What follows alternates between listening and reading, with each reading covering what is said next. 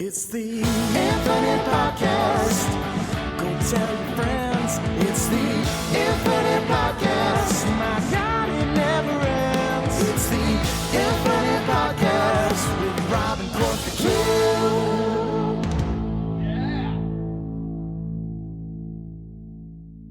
Hello, everybody. Welcome to another episode of the Project Infinite Podcast, the podcast covering the infinite and ever-expanding multiverse of fandom from movies, comics, TV shows, video games. We got you covered. I'm Rob. I'm here, as always, with Court. How's it going, man? It's going good. I'm a Jedi, like my father before me. Yeah. So we have been talking the last couple of weeks about our progress with Jedi Survivor. We both since finished it, so that's what we're going to talk about. Our second proper game review that we've done in almost 100 episodes. So we did the Guardians of the Galaxy game, which we were both very fond of, and now we're going to do the follow-up sequel to Jedi Fallen Order, Jedi Survivor, developed by Respawn, and man, it was really, really, really great. Yeah, this game lived up to the hype, and that was a tough one. I mean, Fallen Order was this just surprise from 2019, and I mean, it's surprise in the sense of not like Guardians of the Galaxy game surprise, because that was like just out of left field, came out of nowhere, and the narrative was great. Fallen Order was a surprise in terms of how Star Wars games had been received up to that point, and I mean, I said it when we, the numerous times we've talked about this game and what made Fallen Order so great. I feel like Star Wars got away from, and EA got away from, what makes Star Wars fun to play. And it's the Jedi. They said, what if we just did, Call of Duty, but Star Wars, which was basically what Battlefront was. But then they got so far away, and then, you look at the Force Unleashed as the other comp to this, and, once you hit Force Unleashed 2, you're just this god of a Jedi, but this game really immerses you and makes you feel like a Jedi. Like, one of the most sought after, like, fictional things you can be is a Jedi, so this game just understands that 100%. So great game, great playthrough, great game mechanics, and the story was pretty solid. Yeah, where this series has succeeded, where I think the Force Unleashed kind of failed, was the Force Unleashed did a great job, obviously, of making you feel powerful, making you feel like a Jedi, but I feel like the story kind of lacked, especially in the second one. I think the first one is pretty solid, as the Force Unleashed, that being like the first story of the Force Unleashed, like Starkiller and his origin and being like the Darth Vader secret apprentice and all that was cool. But then the second one got kind of nutty with the cloning and all that stuff. So this has been a really great revelation, and I mean, we'll probably talk about it at the end as far as like the canon implications that these games have had, and whether or not we're gonna ever see Cal Kestis in live action. I think eventually we're going to. It's too much of a layup not to put him in there, and Cameron Monaghan really started to put up a performance. Not that he didn't in the last game, but this one, it's just noticeable that he really put a lot of time and effort, and he just was incredible as Cal Kestis, in my opinion. He's really just owning that role, and I mean, he's really embodying everything that, what a Jedi is, but at the same time, conversely, he's making it, there's this interesting nature to him, and, we're going to talk about that because it's a spoiler, but he's just, it's, you love the dedication. I mean, those videos, the promo videos that he had with Mark Hamill, like, I don't know what excited me about that, but, I mean, I just seeing him do the moves and stuff like that, I would love to see him in live action, and I think there's a lot of ventures you can put him in live action as well. Totally agreed. So, yeah, we're going to talk about Jedi Survivor, everything that we liked about it, some things maybe we weren't so, hot about it. This game's not a perfect game. It has its issues, but I think on the whole, it's pretty solid. So we're going to talk about all that, the story, the characters, all that, so much more. But first, we do have some news, starting with, it's been a heck of a week for James Gunn, hasn't it? Yep. So we talked about Guardians 3 last week. We both loved it. A lot of people are loving it. It is Marvel's second most successful movie as far as box office returns in the second week. So we always talk about that drop off and how those drop offs can be pretty severe, but Guardians 3 has only dropped about 50% from week one, which neither of us are surprised by. We both thought that this would probably happen, that it would get a positive word of mouth and people are going to go see it, and it's it could be on, who knows? Who knows what this movie could do? I don't know if it'll crack that billion mark because, in a post-pandemic world that's becoming increasingly rare. Right. Spider-Man No Way Home was the last Marvel movie to do it. So, that's just kind of air you're talking about. But, it's demolishing all the other superhero movies that have come out recently, whether it's Thor: Love and Thunder, Ant-Man Quantumania, Shazam, Black Adam, Guardians definitely seems to be a return to form, which is what we pretty much expected for Marvel. And I mean, you're in the realm where there's no longer the excuse. Probably one of the best things that I've seen, like one of the reactions I've seen is it's the superhero fatigue. I don't think there's such thing as superhero fatigue. It was one take that I actually am going to agree with. There's no such thing as superhero fatigue. We're just not going to allow, lower quality superhero movies to be made in the modern age. Like, you can get away with doing that in like 2005, 2010. Like, you're not going to be able to get away with it now and make just like a subpar movie where the CGI is not great, the story's not great, character development's not great. Like, you can get away with that in 2003, like with, a movie like Daredevil, and like, you can't do that anymore. And I think, that's something we talked about when we reviewed Guardians of the Galaxy, is that quality is one of the biggest compliments I can give to that movie. That should be the standard now. And I mean, now to transition onto the DC side, the Jack Kirby of the comic book movie world, James Gunn, finally got some news. Got some news about his new universe and Superman. So he's got some candidates to play Superman. Allegedly, he's got some candidates to play Superman. Not only Superman, but Lois Lane as well. So a couple people are in the running. Who do you want? Who do you want to play Superman? I mean, to be honest, I feel like the person that they're circling, David Cornsweet. Yeah. I think it's a good choice, to be honest. Yeah, he's giving me a lot of like Gary Frank drawn Superman vibes, which is great because I think Gary Frank did a great job of like modernizing Gary Frank draws Superman the way I feel about Tyler Hoechlin playing Superman, if that makes sense. So I think David's going to be a solid choice. The other person that's in the running is Nicholas Hoult, which is very interesting because Nicholas Hoult lost out on Batman. So, and just the way that, David was talking about Superman, and that, he did this interview a couple years ago, but I just feel like this is too much of a match made in heaven for him not to get this role at this point. I'm still holding out.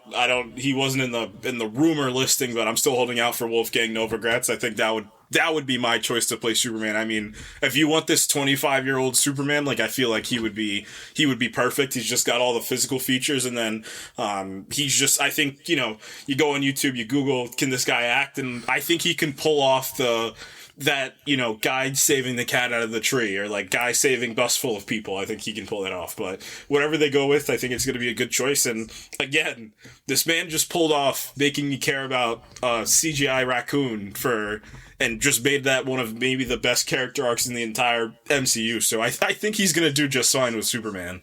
Yeah, that narrative that he somehow doesn't know what to do with the character, he's not going to make it good, is very odd to me. Because did you see his I mean, obviously all of this is coming out of the press junkets for Guardians of the Galaxy, which is funny, but did you see when he explained what his Superman's going to be? I'm like, how do you listen to that and be like, nah, I don't think I think he understands it 100%. Yeah. So yeah. I think he understands what Superman, like, this is the layup, man. This should be the layup for him. So, what that movie's going to look like, we don't know. I think it's looking like Lex Luthor is 100% going to be in this movie. And, Lois Lane, who are the choices for Lois Lane? So we had Rachel Brosnahan, who I think worked with David Cronenweth before. Emma Mackey from Sex Education, yeah, yep. And Bridgerton's Phoebe Denever. I would Samara Weaving, who was most recently in Scream 6. Right. I had some good choices. I'm not gonna lie, I kind of like Emma McKay. I just think she's got that field reporter fierceness that can just run out there. Like, I feel like that would be a pretty cool dynamic. So I think that would be fun, but I'm not going to be surprised if they just pick two actors that have worked together before, so they already have chemistry. But whatever, if they try what they choose to do, I don't have a lot of doubts about this movie. Like, just the more, like, especially after Guardians 3 came out, like this, and if this is, excuse me, if this is going to be the first movie, you know, in this new DCU or this DCU, then I just think he's going to start this off right, and it's going to have that. It's about that feeling. I think this movie's going to have that feeling. Like, I just think they think it's going to be like, oh, this crazy epic about weird characters running. No. Like, obviously he might throw in his James Gunn touch, but I just think he's going to be reserved where reserved needs to be for a character like Superman. Yeah, I totally agree. I just feel like this is kind of what his superhero movie career has been building to. It feels like. Yeah. Yep. So. Yep. And he's writing it, directing it, or not directing it, but he's writing it. And I think he is going to end up directing this movie. I think so too. Yeah. He's too close to it at this point. Yeah. That I think he's just going to do it himself. Fine, I'll do it myself. Speaking of Superman, so the CW has come down on its next season schedule, and a lot of casualties. Obviously, you know, we know The Flash is in its last season. Walker Independence was canceled after one season, and then the two up in the air, interestingly enough, are Superman and Lois and Gotham Knights. Incredibly. I wonder which one's going to survive. I mean, you know, by all accounts, it seems like, at least for the CW, Gotham Knights is the leading horse. Because, you know, just basically for cost, essentially, Gotham Knights is cheaper to make. It's easier to make for network TV. And whereas Superman and Lois, both you and I have talked about the production value of that show. Comparatively, for the CW, does not even feel like a CW show. Yeah, so, I just watched the first episode of Superman and Lois a couple weeks ago. Man, gas. they knew exactly what they wanted to, and they easily could have slipped into the CW realm, but I don't know whose decision it was, or, you know, who made that call to be like, you know what, we're gonna give them the best show. It just felt very more close to HBO Max than it did to the CW. So maybe this does feel like the end of the CW for the Arrowverse. This does feel like everything's gonna go to HBO Max, and then, you know, who knows? Maybe you keep Superman and Lois rocking for a little bit. Give them the budget back from it. If you're gonna make those budget cuts on that realm, you might have a little bit more money for that show. So maybe just divulge all the money to that show and maybe build out a universe around Superman and Lois. So yeah, maybe. And also, I mean, a couple of the staple Arrowverse actors have said that they wouldn't mind, you know, reprising their roles for limited series or whatever the case may be. Grant Gustin has said he would come back as the Flash if, you know, there was a, you know, pitch made to him that was appealing enough. Stephen Amell, off of his appearance in the season of the Flash, said he would be down to return as Green Arrow in a limited series. You know, he just is not interested in the 22 episode grind. So he said he would definitely be down to come back as Oliver Queen. Yeah. And I think, you know, in both their cases, they've both really grown as performers that they could hold up in an HBO or a Max series, I think. Yeah.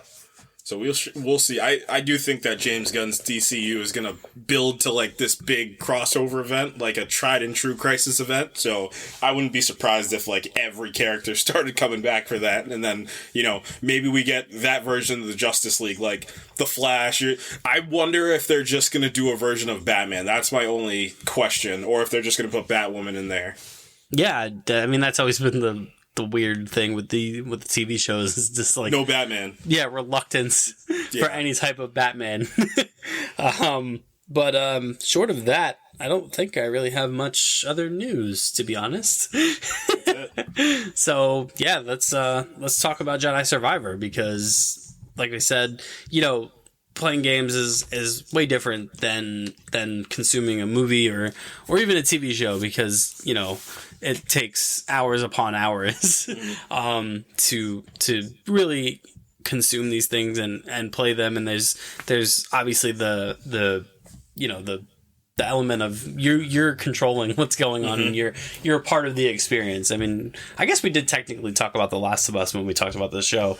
We did talk about the games a little bit, but we didn't really dive into the mechanics and the gameplay itself, which we're gonna do here. So obviously, this is a follow up to Jedi Fallen Order. Years in the making, like you said. Fallen Order came out and really got people kind of excited for a Star Wars thing again, because obviously we talked about Battlefront, and that was really a mess at launch. Battlefront accidentally ushered in the loot crate era of games. Talk about it. That kind of games as a service that we both are not fans of. Yeah. I know there are people that are obviously fans of it, but it's just not my deal, personally, especially in games where I want to be, consume my character and story, and I don't want to be bothered by, things that I have to basically gamble on or buy. But I think we're in a golden age. I think we're in the absolutely we're entering the golden age of not games, but game IP. I think now we're in the age where this is going to be the new superhero front, where absolutely all these studios are going to start picking up these games, because guess what they can do? Whatever the heck they want, they have a lot of stuff to pull from, because sometimes these games are like 15 to 30 hours long, where they got so much stuff they can pull from. You can either get the actors from the games, or you can get different actors to portray. The Last of Us utilized both of that.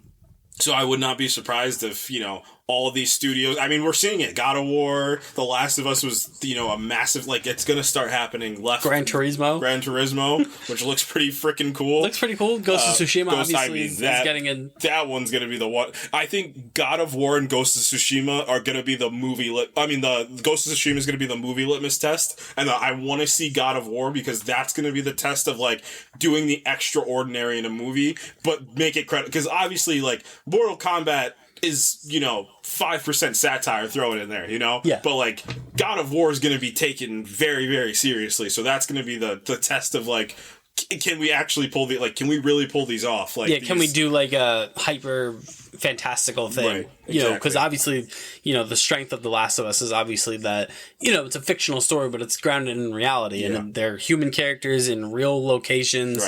Right.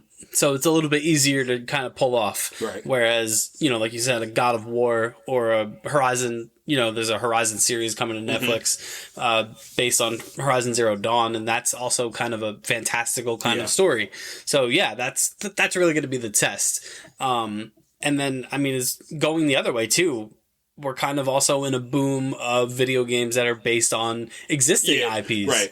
When you talk about Spider-Man, obviously, was a massive success. And then this, with Fallen Order, I love what Respawn did with Fallen Order, where they were just like, hey, what if we did a lighter, kind of more user-friendly version of Dark Souls, but made a Star Wars game? Right. And for the second one, let's just also do Ghost of Tsushima. Yeah, there's so many elements that I love what they're doing. This is what smart developers do. They for the longest time, a lot of games pattern themselves. A lot of action games pattern themselves after the Arkham combat system. A lot of games did it. And this one looked at, I would say, the two biggest influences to me that were most notable were, like you said, Ghost of Tsushima and Uncharted. I think were the two kind of biggest, obviously, and then they built upon the Dark Souls and stuff. I'm going to add one for you. In terms of the cinematics of the game, I'm going to add God of War for you, because the cinematics did feel very the way the cinematics flowed felt very God of War. Yeah. But yeah, the Uncharted influence in especially because Fallen Order didn't have action set pieces. No, you would just land and fight. Yeah. And then move stuff for Eno Cordova. But this had legitimately four or five massive action set pieces that you were a part of. Right, yeah, and that you actually did. Which is, and that's a testament. That's to make sure that you're not getting complacent with your second game. You're going bigger and better in a good way. There's two ways to go bigger and better. You can go bigger and better Fast and Furious, or you can go bigger and better Jedi Survivor. So... And man, it we both played it on PlayStation 5, and, I guess one of the things right off the bat were the performance problems that this game launched with, which is unfortunately becoming kind of a staple of next-gen games, where I feel like developers maybe sometimes are relying too much on patching and being able to patch things in the moment and not really putting out polished things. And then the sell is like, oh, look, we can fix it. You can play it. If I'm spending $70 on a game, I'd like it to be functional. But I mean, I ran into I know a lot of people ran into like pretty bad frame rate stuttering. Myself, I encountered some pretty untimely crashes. Yeah, the first week I had some pretty bad crashes. I had a lot of issues with jumping into places and getting stuck in the place, and I would have to restart the entire game. And what sucks about it is, spoiler, no spoiler, I don't really know, but it's gameplay related, that you get a perk. So there's perks in this game, and we'll talk about all the stuff they added, but there's one called Gambler. So if you die, you lose you're not able to go regain your XP the way that Dark Souls and Fallen Order did. Which kind of stinks because and it's stuff you find too, so you have to go refine the things that you lost, and it's not because you died, it's because the game crashes, or I get stuck in a place and have to restart the game, which is unfortunate. Yeah. I do know I think there have been two patches since release that have shored up a couple of those issues. I mean, I beat the game literally today, a few hours ago, and I ran into, I think, 2 crashes in like my final probably 4 hours that I played, which was kind of frustrating, especially since I was like trying to get to the end, and the lack of the game only quick saves at the meditation points, so especially this is a light spoiler, but you do those kind of 2 major bounty hunting missions at the end that cut off some of the meditation points because they make you kind of run the gauntlet of these bounty hunters and these enemies. So I ran into a crash there, and I was like, and I had to like start the whole sequence over. So that was a little frustrating. But as far as mechanically, this is such a marked improvement over Fallen Order. And that's saying something. And we called it, and I mean, obviously we were around, but this podcast wasn't around during then, but we called it. We said the second one was probably going to have this insane improvement, because all we said was one just needed to lay the groundwork, because this is going to be the modern Saber game. This is really it. So they did, and then some after that. It's just the Saber combat is incredible in this game. It's tremendous. It's satisfying. It's so fun to play. It's incredible. Like, you play that first mission, and like the first mission is like, okay, I'm back, and then the second mission, and then you start to like really get into it, and then you start unlocking new stances. You're just like, this is really me. And I think this is where I'm going to give my biggest compliment to the game. It's the customization paired with everything makes it one of the most, like, personal experiences you can have playing a game, which helps boost the story a little bit. Personal experiences in a game where you're not creating a character is really rare. Yeah. I mean, like, this might be the best example of that I can think of. There's only a handful. This would definitely be up there. The Witcher. The Witcher 3 is definitely up there. In terms of character customization, but as far as games when you have a pre-existing character already, this is in the top echelon, right? To be honest, like the stuff that you can do with Cal in this is mind-blowing, because it goes beyond just his hair or facial hair, which is already a cool improvement, but the clothes, the gear, the saber, the lightsaber itself. I mean, if you weren't a fan of the customization in the Fallen Order, and I mean, it was pretty bare bones, but I mean, I wasn't expecting. No, like this was like a gift. Yeah, it was nuts. Like I was spending so much time just making like my own but that's the thing. Like I was making my own lightsaber. Like, isn't that kind of cool? Like, I was genuinely sitting there, like, like I was a Padawan on Ilum, like, making my own lightsaber, like, making this thing my own. materials you could use. Obviously, the different styles. They added you would think they would add a couple. No. There's literally I think it's 19 or 20. different materials, and in all those materials, there's 5 different colors to all those materials. So I have a best car saver right now, and a best it's nuts. You can customize BD1. Yep, you can make him look like R2D2 if you want to, which is cool. But yeah, the customization really makes this a personal experience, and I was using that to my advantage to create and weave, this almost expanse to the story that's already pretty awesome. It's immersive. Yeah, so it's immersive when you can do stuff like that. I literally was going to different planets and changing his clothes when he got to the different planet, and then whenever I would go into a bot, I would make sure I would have the right things on going into the different places. But then it just adds to the experience you have. Yeah, it's a super immersive experience. It lets your imagination run wild with the character. It weirdly gets you into the psyche of Cal. Yeah. I think he's feeling this, so I'm going to outfit him this way. Yep. Or I'm going to change my lightsaber color to match, what's going on in the story. Right. Or, whatever the case is, if you feel like a certain boss fight would look cooler using a certain stance, you pick those stances going into it. It's really cool. And I talked about this when we talked about our kind of first impressions. I love that opening level. Oh, where it's just we could launch right into it. We can launch right into the story of this game. So full spoilers, steam ahead. Yeah. This is it. And it's just, I loved it. I loved the fact, I told you this, the fact that I started a sequel to a game, and they were just here's all your stuff from the first game, down to the force powers, to the double-bladed lightsaber, to everything. You have it. You have it already. And I'm cool. Thank you for this. Right. Because now I feel like I'm Cal Kestis 5 years on from Fallen Order. Right. There's no stupid excuse for why I lost all my stuff. There's no story element that I need to regain. No. You have your stances unlocked. Obviously, there's more force powers. There's more things you can learn, but you're already at the base of where you were. You know how to wall run. You know how to double jump. All those things. So good on you, game. Thank God. I was thrilled. I was already this game is great. Yeah. And then story-wise, where you open up with Cal, and I mean, there's one thing for him to look 5 years older, but there's another thing for him to feel. Not only does he feel 5 years older, the story feels 5 years older. You truthfully feel like he's been doing this for a little bit, which is great. He picks up a lot how I feel when The Dark Knight picks up. From where Batman Begins is to The Dark Knight, that's what, my big comp right there is, it feels like he's been doing this for a couple years now. Yeah, he's the most wanted fugitive in the Empire. You're right, which is, but we've never heard of him. I'm kidding.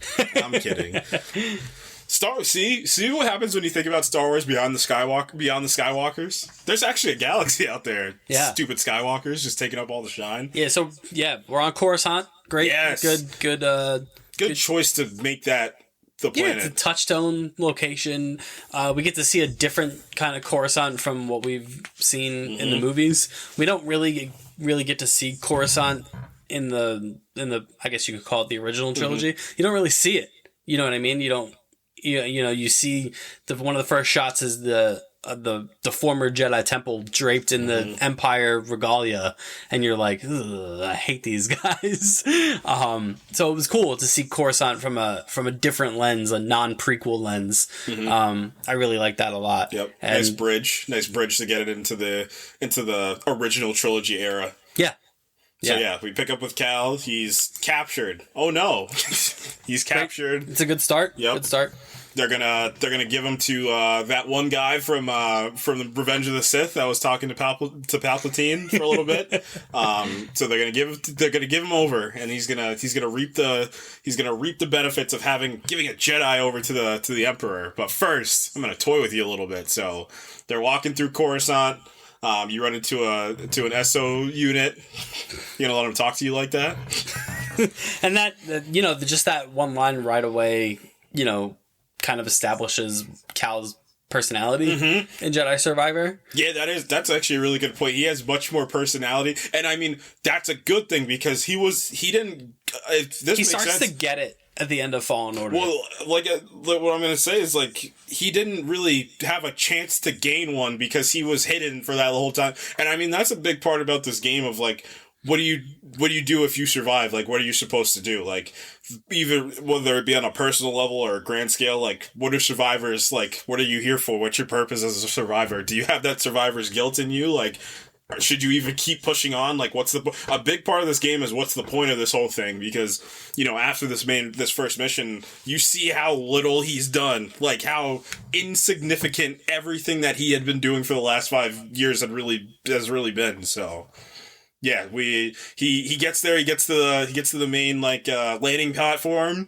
and he's just like, you bought it right to me. And he bought all the secrets, and then boom, all the guys that tried to get him there are working for him, all working with Saw Gerrera. He's like, you've been working with Saw Gerrera, haven't you? He's like, maybe. And I love like I said, I can't stress how good the level design is on this first mission, because it gives you all your powers, and then it immediately is like, hey, here's literally all the enemies from the first game. Yeah. Yep. So, like, it's basically telling you, like, we're giving you Fallen Order in this first mission, and now the world's about to get so much bigger. Right. You know what I mean? Like, you fight your stormtroopers, you fight your baton guys, you fight a couple purge troopers, you fight the flamethrower guys. Yeah, the worst. All the guys from the first game, you fight all of them. And I love that because, like I said, it's Respawn telling you, like, we have so much more world to show you. And that's what this first level does. Eventually you run into his compatriot, Bode. Bode Akuna, who's a cool guy on a jetpack. Yeah, that's your Han Solo. Yeah. You got your Han Solo finally. He's there. He's essentially your best friend. He's your guy. You get told that they'd been on adventures together, and like Cal, what that does too is it expands the world in Cal's eyes a little bit as well, of like, hey, you're not just some kids that's been running around doing like, you've really grown, and like, you've really started to expand, and like, you know, you're making an actual, at this point too, he's like the Jedi right now. Like, he, in terms of like Star Wars lore, because this game is canon, like, he's the Jedi that's running around, like, causing ruckus across the whole galaxy. Like, if Saw Gerrera is the, you know, the rebel, like, Cal's the Jedi that's running around this whole place, just causing issues to everybody. Yeah. Yeah, completely. And yeah, then we kind of just you're introduced to the kind of the companion mechanic that this game has. Definitely a mechanic that's in its infancy, I would say. We'll get there. There's a lot behind that. So yeah, so we get a little bit of that. And then it's, you know, pretty standard affair. Now we got to escape Coruscant. You run into his crew, the new crew, who unfortunately I can't remember all their names because, spoiler alert, they're all killed. Yeah.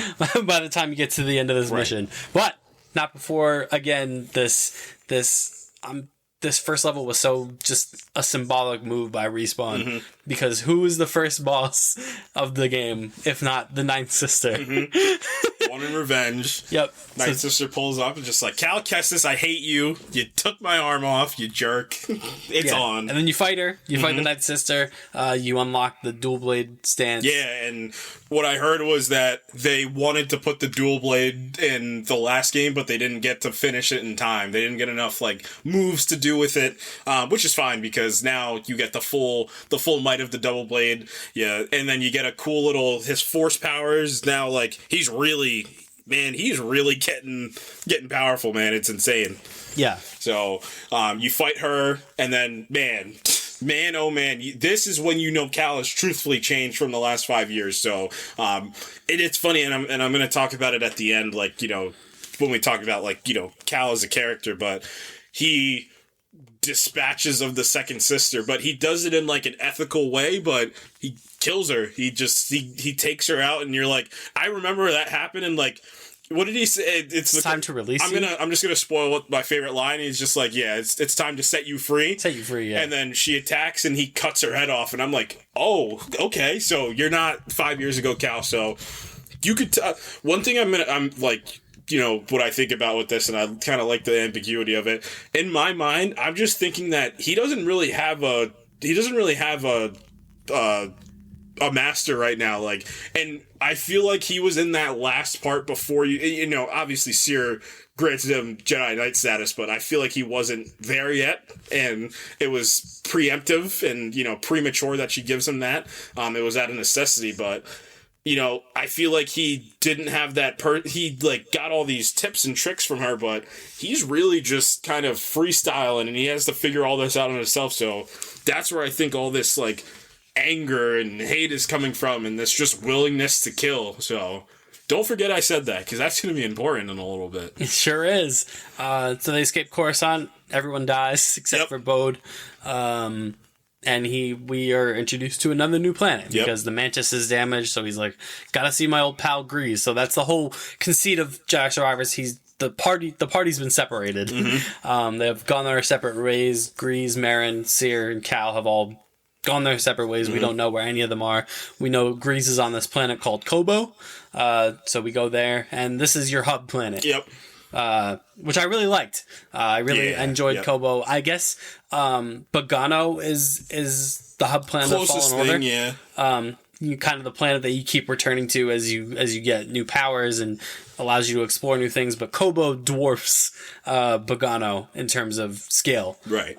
There's so much to do. I mean, there's so much to do. And not in an annoying way. No. There's secrets everywhere. Secrets within secrets. And then there's secrets within the secrets of the secrets. It's nuts. And then you want to talk about level design, because the fear I had with Kobo when I first got there is like, this thing's going to feel the same. And then you start exploring, you're like, oh no, they really put some time and effort into like making these things making all the places feel different. And like, there's levels to this in Kobo. So. Yeah, there's a jungle bit, there's a plains bit, there's mountains. There's mountain bit. There's an Imperial base. Yeah. There's a separatist Lucre Hulk that you can explore. Yeah. And then there's Jedi chambers. Multiple Jedi chambers. It's awesome. And then there's a cantina. There's a cantina which is Grease like owns. Yeah, Grease owns the cantina. This cantina that it's your what you used to do in Assassin's Creed, where you build up the area, you populate it with NPCs, and you watch it grow over the course of the game. And it's kind of where you get your side quests. You go to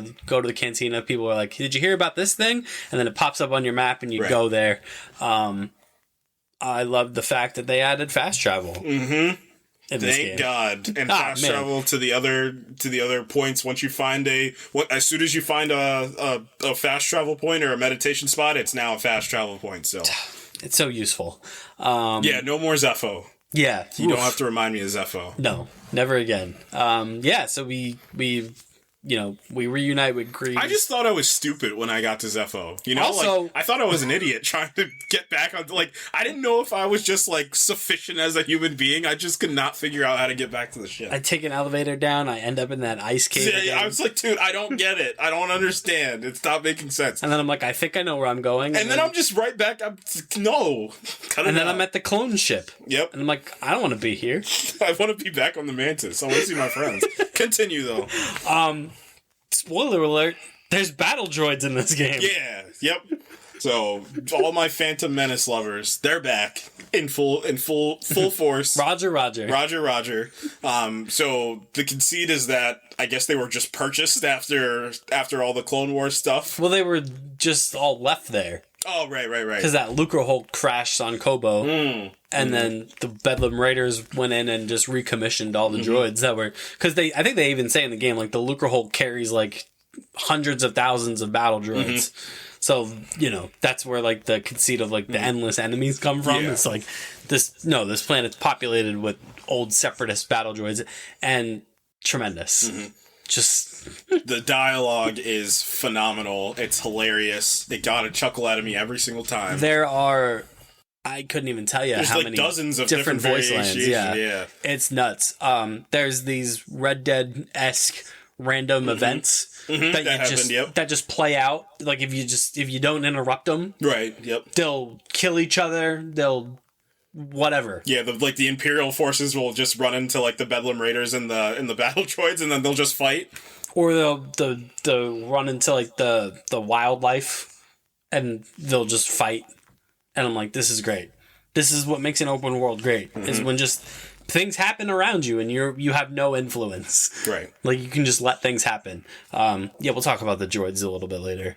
We get to the cantina, and it sucks. You talk to Grease for a bit, and he's like, I don't know, Cal, I don't know if I can do this anymore. I lost my arm.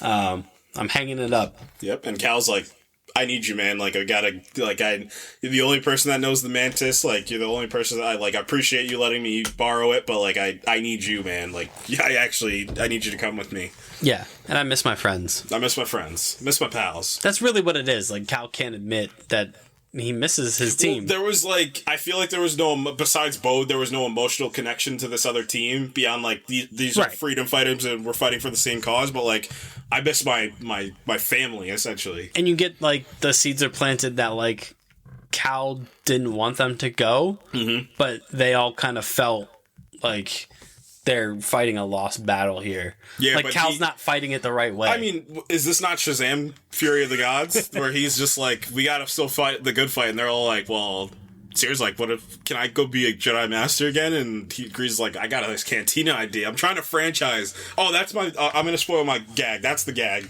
That Grease just wants to franchise the cantina, and he just wants to put it on every planet. Yeah, so basically, Grease is like, I need you to get this part. It's a video game. Go find this part for the ship. So you go and stumble upon this droid while you're looking for the part. Yeah, well, you get dropped into an ancient Jedi temple. Cordova. It's not Cordova's, but it's just... I got real nervous again. I got dropped in a place I was like, oh, not again. My friend. No. Nope. We're done. And yeah, you stumble across this droid Z from dun dun dun the High Republic era of Star Wars. You're the High Republic from Star Wars. Man, what a bold narrative choice to do some High Republic stuff. Yep. In this. Wait a minute. Wasn't that one Inquisitor supposed to be in this game? Wasn't he in the trailer for this game? The Grand Inquisitor? Yeah. Was he? Remember or was it just the guy from the opening in this game? But we thought it was the Grand Inquisitor. I think that's what it was. They really bait and switched us because they really made it look like that was the Grand Inquisitor. Yeah, I think that's what it was. Lord Vader said it was my turn for the Xbox. And then everyone, I remember the theories about who's in the tube. Well, we thought it was a clone of Cal for a little bit, and I said, uh-oh. But, yeah, I mean, this game dives not full on into High Republic stuff. I think I will give this game another W for not overbearing the whole, because most narratives will be like, all right, we're gonna dump everything from this other place on top of you and not worry about the current. But I think they have a perfect balance between the two of them. Perfect balance, you say?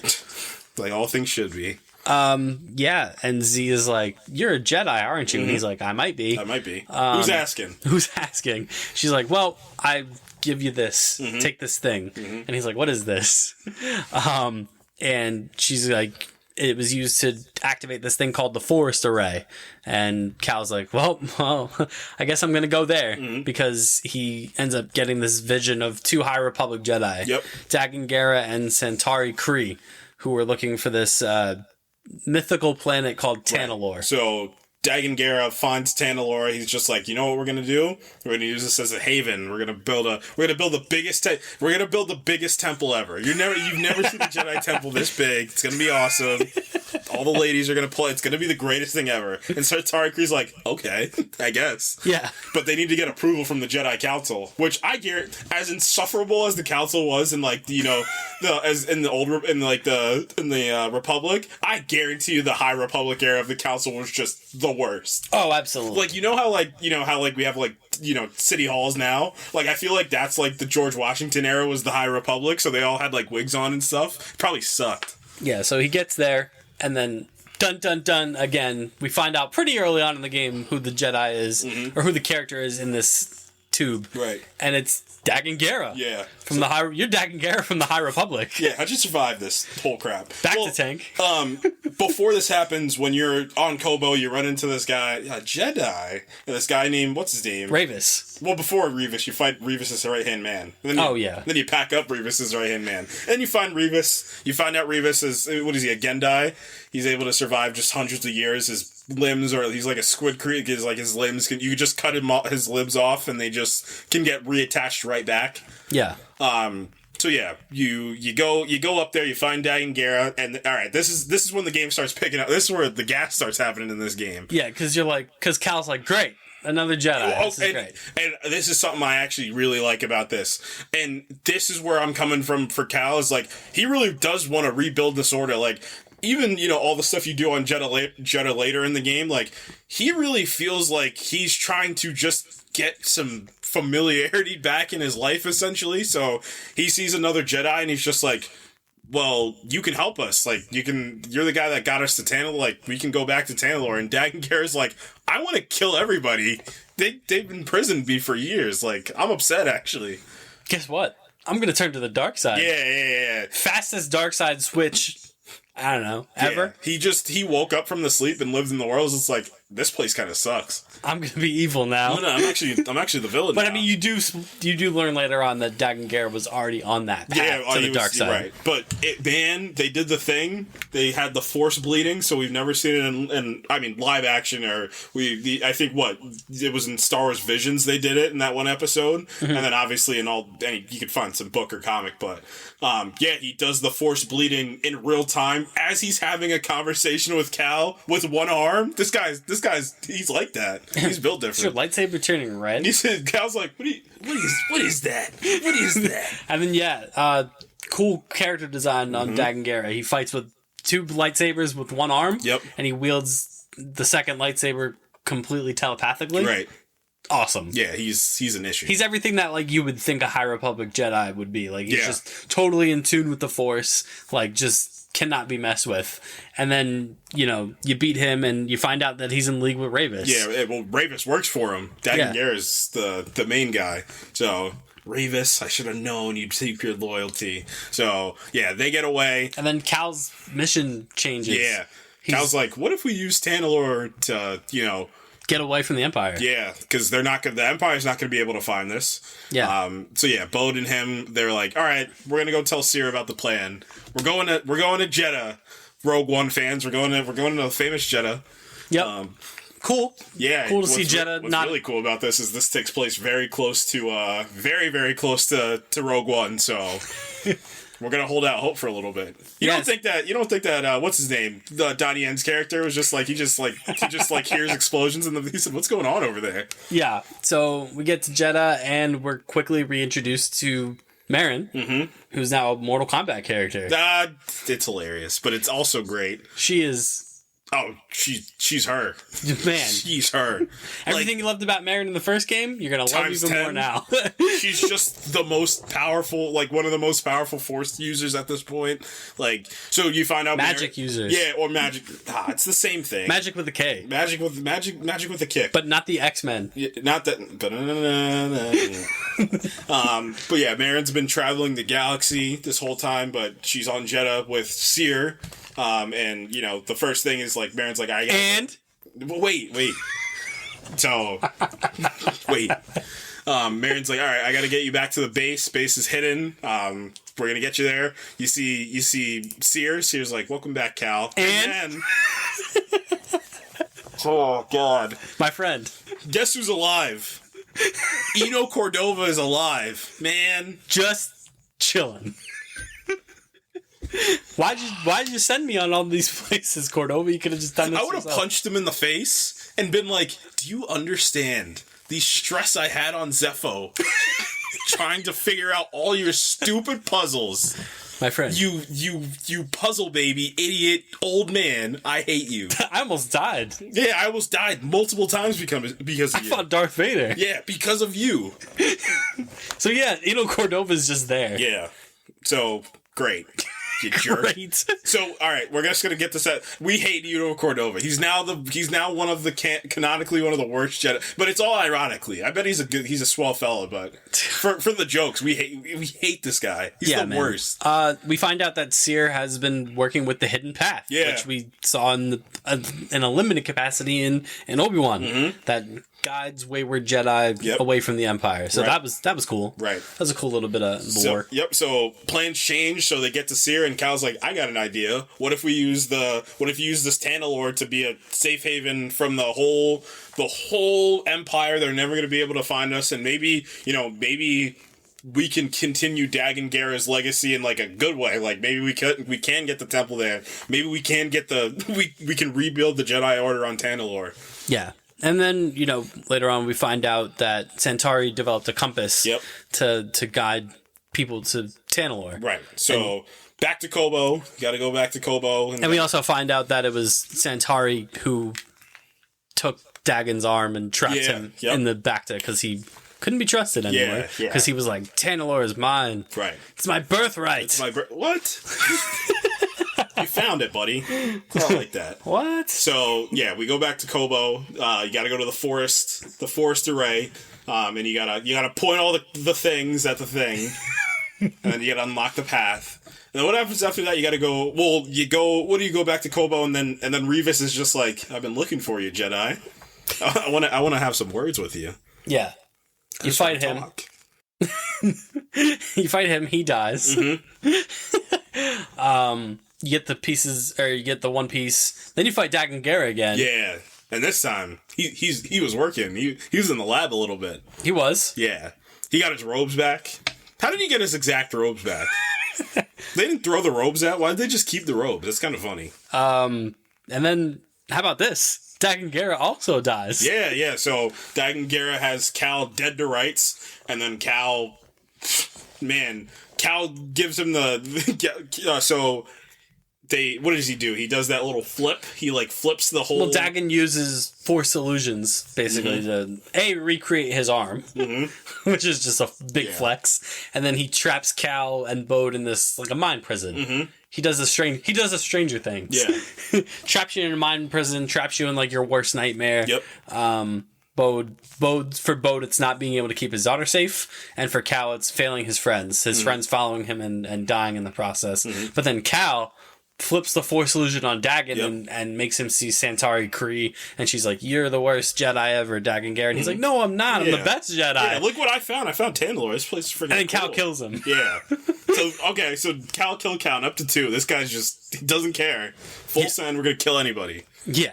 So 3. My bad. Kills Revis, and then he kills Dagon. They gave Revis a Warriors Day. Yeah, and then you're like, I haven't played a lot of this game. Who's the main villain? But to be fair, Cal, before everyone he kills, does give them a chance to reconsider. Yeah. We don't care, though. Except the Ninth Sister. I think he was just going to kill her. Yeah. The Ninth Sister, he was like... But Revis, he was like, join me and fight Dagon Gera, and Revis is like, nah. Yeah, I'm good.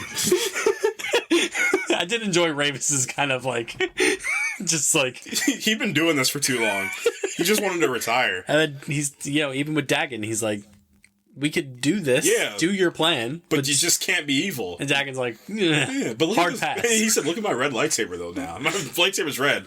That was pretty cool. I can't turn it back. Right, so... Not red. All right, so they take care of Dagon, and Bode's like, you know what, I'm gonna hang around for a bit. I'll see you in a little bit, and then they go back to Jeddah. They go back to Jeddah. They got and the then compass. for all you Cal Marin shippers out there, they kiss. Yeah, they kiss. Hallelujah. It's great. They're together. And they have one of the craziest action set pieces of all time in a video game. This is the Uncharted stuff. Yeah. This was Star Wars meets Uncharted that I was talking about. Obviously, throughout the game, they give you more stuff to learn. Cal had his visions. I like the way they did it this time, where he just needed to learn the one thing, which is the Force Dash from Seer. So little homage to the last game, and then from Marin, you learn how to do this. You can Force Dash through these impenetrable shields, essentially. So. Man, some Uncharted stuff. So the Empire sends out this enormous Scorpion-esque, machine to kind of dig. What are they trying to find them in there? Yeah. So you're it's like last ditch effort. You're on a cliff. This is it. And Marin's like, "Do you trust me?" And he's just like, "Of course I do." And then they kiss, and then she opens up a portal, and then you exceed to go on the craziest roller coaster of all time. So you're Force dashing midair, just teleporting through. Wall running. If the Superman game needed the mechanics, I think you found it. You just make it usable. It's nuts. It's crazy. One of the best things that Uncharted has ever done was these massive action set pieces that you play. Right. And that's what this game did. It was Uncharted, but Star Wars. Right. It was tremendous. Yeah, it was nuts. So yeah, that happens. You get back to their hideout.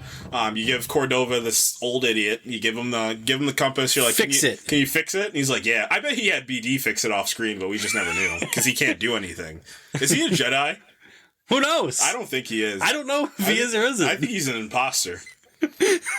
I know he is, but like it's just funnier to think that he just lied to the Jedi Council. While this is going on, we're side questing. Yeah, we're side questing with the patrons of the bar. Mm-hmm. So who do we have in the bar? Turgle. Well, Turgle is the inciting incident for everything because he's the Jar Jar Binks of this game. Bearable. Got the DJ. The DJ. Yep. We got Doma. Doma's in there. Who's like the old. She's just like the matriarch of the village, basically. Right. We have Moran, who's a former smuggler guy. Is Moran? You remember the Kree from Shield season 5? Is that him? Like, no, I'm serious. Is that him? Maybe. It sounded like exactly his voice. It could have been. I wonder if they were like, we needed a blue guy, and they were just like, he even has the same haircut that he had from the show.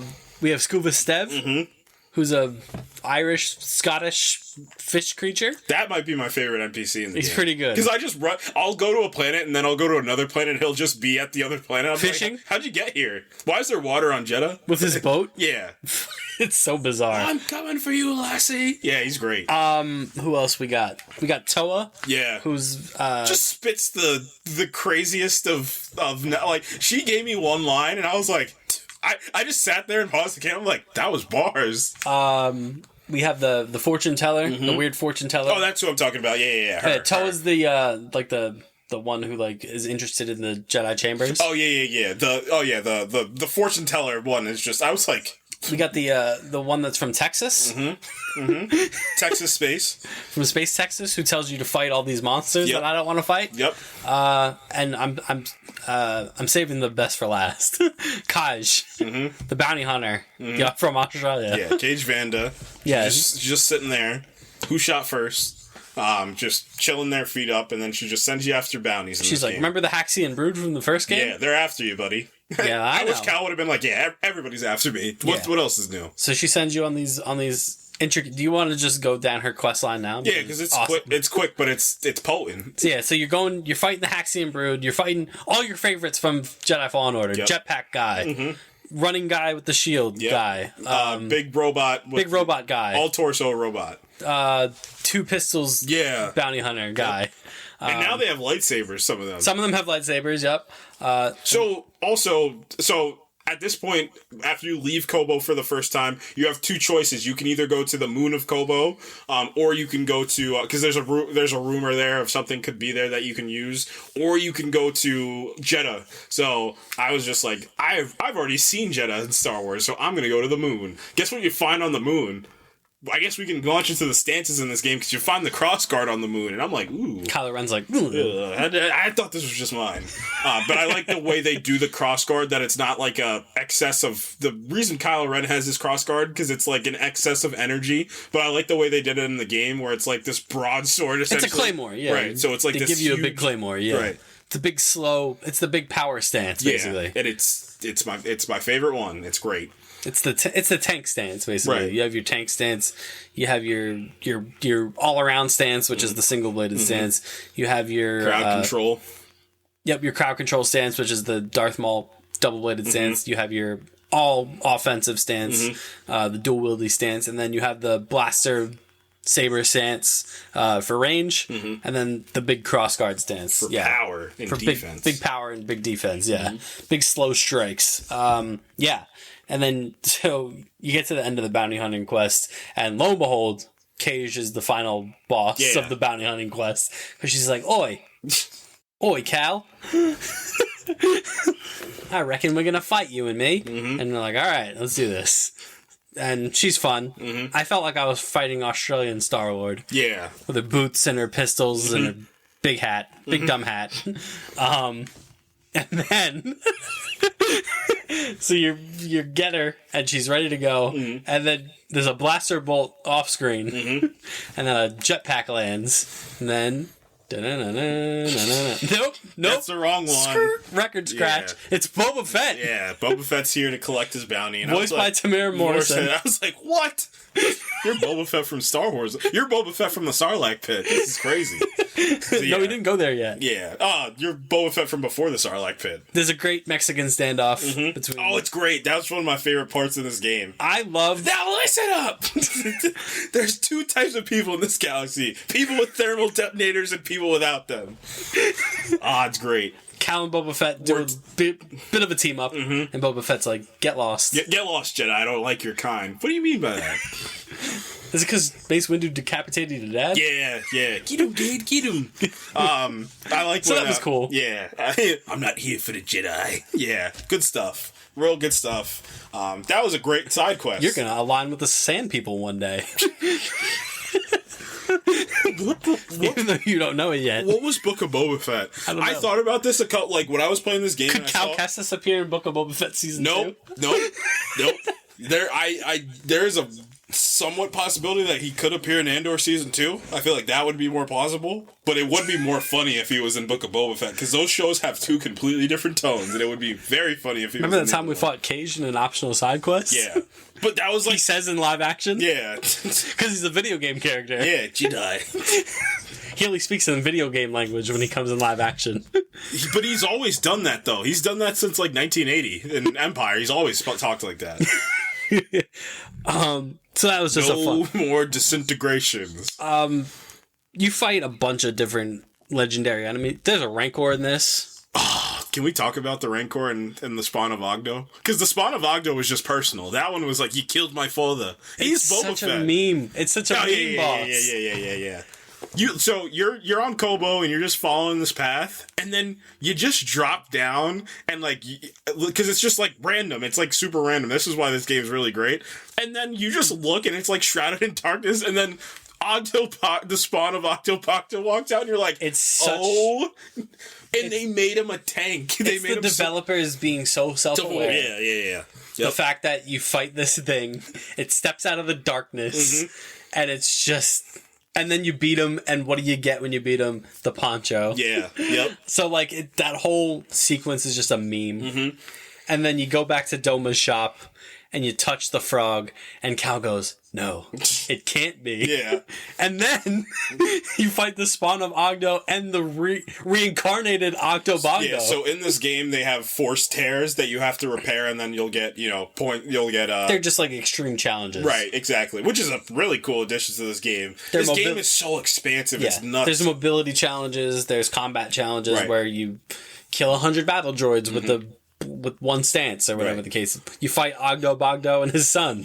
Right. So you fight two Rancors in my memories. Right. Did you get to that part? Did you get to the secret underground crap in Kobo? Yeah. Man, that place is insane because you go in and you're like, there's no way there's more to this place, and then you keep going, and then you keep going, and there's a second Rancor in there. I'm like, whoa, no. There's like, you have to fight like maybe like 7 or 8 bounty hunters down there. You have to fight. You fight 3 of the lightsaber wielding raiders at once. Time. You have to fight a Rancor down there, but you get so many cool things for going down there. You get mad cosmetics. You get so many. And this is all stuff that Fallen Order never had. And this is not main story stuff. Yeah, this is all just stuff that you're just doing. Like you're just, and that's that you might not ever find. Some players might not ever find it. Like it might just be, this game is so much more expansive. Right. But yeah, you get back to the main story, back to the hidden path. You give Cordova this thing. He's like, I fixed it. And Bode's like, yeah. You did you? Yeah. And then cutscene of like, they're just all sitting around a fire. They're just like, what are we going to do when we get to the hidden path? And then Cordova's like, I got it. I fixed it. And BD1's like, you fixed it? Not to mention, Cordova also sends you on side quests. So if you want to... So good on the game because you get so many options to do anything that you want in the customization, but you have to find all the things, and sometimes you find legendary lightsabers and legendary blasters. So one of the legendary lightsabers you get is Cordova, but I love how Centauri Kree was just like, all right, just go this place, you get it. Sir Junda, you literally just need to walk behind the ship and you get it. Cordova's like, you remember Zepho? Let's do it again. And you're like, again, no. It's the developers being self-aware. Yeah. They're like, remember remember Cordova from the first game where he would just send you on these challenging puzzles and leave you voice memos? We're going to do that again. Yeah. Jerk. Oh, he's the worst. He is the worst. So yeah, he'd send you on those missions and whatever the case may be. Right. But yeah, we get to everyone has, it's a nice moment. And Bode's like, Cal, what did you see when Dagan Garrett trapped you into the Stranger Things mind prison? And he's like, I failed my friends. And, Bode's like, but we're just going to go to Tanalorr and you're just going to give it to the Hidden Path? Cal's like, not give it, but we'll share it. Yeah. Well, it's a good place for This is a safe haven now. Yeah. And Bode's like, all right. Yeah, I'd like to take my daughter there so she can be safe. Right. But I don't know how safe they're going to be if the Hidden Path is also there, because the Empire will be looking for him. Yeah. Cal's like, all right, well, we'll handle it. Yeah. I'm a Jedi. It's all right. Nope. Like my Jedi Master before me, Jar of T'Pol. All right, so Cordova fixed. All right, this is the next thing. So, all right, it's fixed. We did it. Cool. Cordova's like, great. I did it. I did it. I bet he just needed to reconnect one wire. He's like, I've saved the Jedi Order. I can't stand that guy. Just the thing, they just need to turn it off and turn it on again, and he just held it for a day so he could make it look like people would walk over and he would just start taking 2 flamethrowers, just putting them down. I'm working on the thing. It'll get done. God, he's the worst. I love your Eno Cordova impression because he's just a little old man that just doesn't need to be there. My friend. My friend. All right, so I fixed the thing. Me and BD1. My old friend, BD1. Yeah. My old friend. So yeah, they do that. Cool. What was Cordova doing on Bogano? Nothing of use. That was the whole... Well, it was the whole... what's the thing called? Friggin' the Did he fight Ogdo Bogdo? No, of course he did. Because he's not a real Jedi. Did he fight the little rat creatures? No, he ran. Did he fight you know why BD didn't have any stim packs? Because Eno used all of them. Because he sucks. Did he fight the little worm creatures? No, because he can. He doesn't know what he's doing. Alright, so, cool. He fixes the thing, everybody's happy, and then the Star Wars alarm goes off, and you're like, uh-oh. Star Wars alarm. And you know exactly what it sounds like. Yeah, and you're like, uh-oh. It's about to pop off, isn't it? Intruders. The Empire's here. Yeah, and Seer looks and they're just like, oh, we're being surrounded by all locations. And the camera pans and... Bode's got the thing. Yeah. Bode, what are you doing? And Bode's got a gun to Eno Cordova and 95% of me is like, no! And then 5% is like, do it. Alright, so... And Cordova, Jedi Master Eno Cordova. Just doesn't pull his lightsaber out. He just walks over to Bode and tries to do the Uncle Ben. Yeah. Son? You don't have to do this. My friend. My friend. You don't have to do this. Have you heard my voice notes? Yes. Have you done any of my paths? Have you been to Zepho? Have you been to Zepho? And Bode's like, enough of the clown. And then he shoots him twice in the stomach. All serious, this is when the game really starts popping off. Shoots this guy twice in the stomach. And I'm like, did this guy just betray everybody? Not my favorite character, Eno Cordova. Not my favorite character, Eno Cordova's dead. Fake Han Solo is dead. Is evil. Now I'm upset. But is he evil? I think he's evil. I got my thoughts. Alright, so yeah, you think he's evil. Action set piece number 2. You get to ride a speeder for a little bit. It's awesome. You're a speeder from Star Wars Episode 6. Yeah. Yeah, so, yeah, he's chasing them throughout the desert. Cal throws a stormtrooper into a TIE fighter. Because Cal doesn't have time to be bothered anymore. Cal's a maximum death kind of guy. So, yeah, you're following him up there. You lose your speeder. You jump last second. You get Bode. Get him onto a little platform. And Bode's like... And Cal's like, why? You killed Cordova as much as we wanted you to. You killed Cordova. You stole the thing. I'll never get another puzzle ever again. Yeah, I'm never gonna get a puzzle. So yeah, kills Cordova. He's just like, why Bode? And he's like, for this. He's just like, so we fought together. You were my brother. You're just gonna give it to the Empire. He's like, no, I'm not gonna give it to the Empire. But you probably want to go check on your friends because they're gonna die in a little bit. Search your feelings. You know it to be true. And I'm like, what? And then Cal's like, wait, I have a lightsaber. Wait, I'm a Jedi. I forgot for a second I'm a Jedi. So pulls the lightsaber up, and like you said, Cal gives him one chance. He's like, all right, this is your final warning. You have a jetpack, but I have a lightsaber. So what are we going to do? And then, goes to attack him, and boom! Bode has the Force. You're like... It's like the kid in the red shirt in the GIF where he's like, what's going on?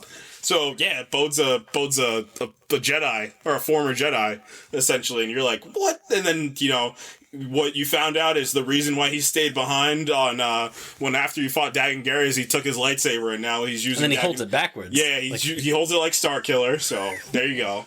And yeah, you fight Bode Akuna and you're like, this is the main villain. This is something. This is nuts. So yeah, you fight Bode. When your idols become your rivals. Yeah. Your best friends become your worst enemies. So, you were the chosen one.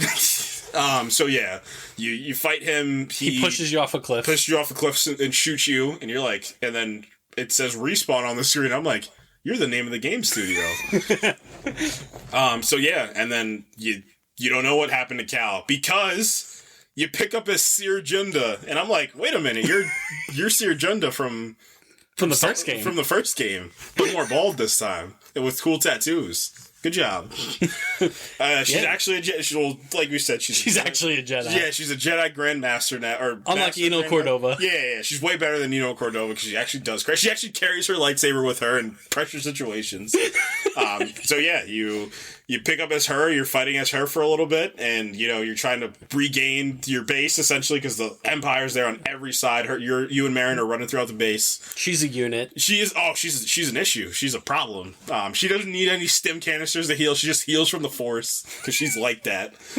So yeah, you're there. You're doing your thing, and then cue Star Wars alarm again. Star Wars alarm gets cued again, and she's just like, BD1, we're gonna do the every droid thing where I give you a piece of information and then you take it and go. So Seer's just like, I haven't felt this presence since, and then Ogdo Bogdo shows up. Nope. No. Seer's version of Ogdo Bogdo shows up. Dog. It is delusion to think that Darth Vader's back. Yeah. For another surprise Star Wars Jedi cameo. Look, so I know this game is supposed to take place a little bit before Obi-Wan, but in our minds, I think it's funnier that it takes place after because I feel like this is funnier that like Obi-Wan beat Darth Vader, again. He got a new suit. And then he's just like looking in the mirror, he's like, I need a win. I'm gonna go kill Seer Junda, actually.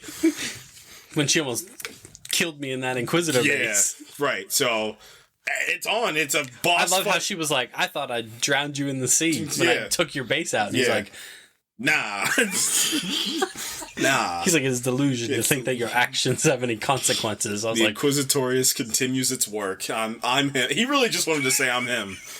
So yeah, and you fight Vader. Yeah, it's like a full out. But you actually fight him. Yeah, there's no halfway bar like because you're not Cal Kestis. Right? Yeah. So yeah, it's on. You're really trying to take this guy out. And I put Seer Junda on the power rankings of most powerful Jedi because she has given Vader every issue that he's got. Man, she's really putting up numbers. He doesn't walk away like a winner, that's for sure. No, he does not. So you fight him. You're really going in. You survive a couple of his heavy attacks. Signature attacks. Yep, and he does the thing where he stops your attack with his Force powers, right. Like he did to what's her name? Yeah, and yeah, you're ready to kind of kill Vader at some point. That's how powerful they made Seer, and then she made the villain mistake. Yeah, she made the villain. She goes in for the finisher, and you're like, oh no, you could have just stabbed him. Why'd you have to go in for the finisher? She does a gigantic leap, and then camera pans up, and then like she's there, and you think she impaled him, and then the camera pans down, and he did the little move, and then it's in between his arm and his side, and then he stabbed her in the stomach, and that is the end of Seer Junda. He's like, you were this close. You almost had me in the first half, I'm not gonna lie. And most of the second half, honestly. Vader stumbles away.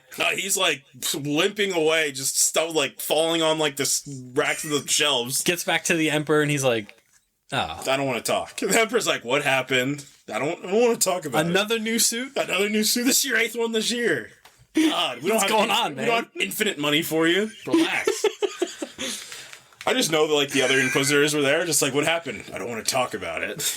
I'm going to my room. Leave me alone. I like this Vader of like just like a 15-year-old kid. It's much funnier that Streets way. are saying he got packed up by Seer Junda. He just walks by the Grand Inquisitor's like, who did that? We got to take this review seriously. This is getting too funny. It was the third sister. Yeah, the third sister. She's cooking. So, all right. So yeah, Cal finds her.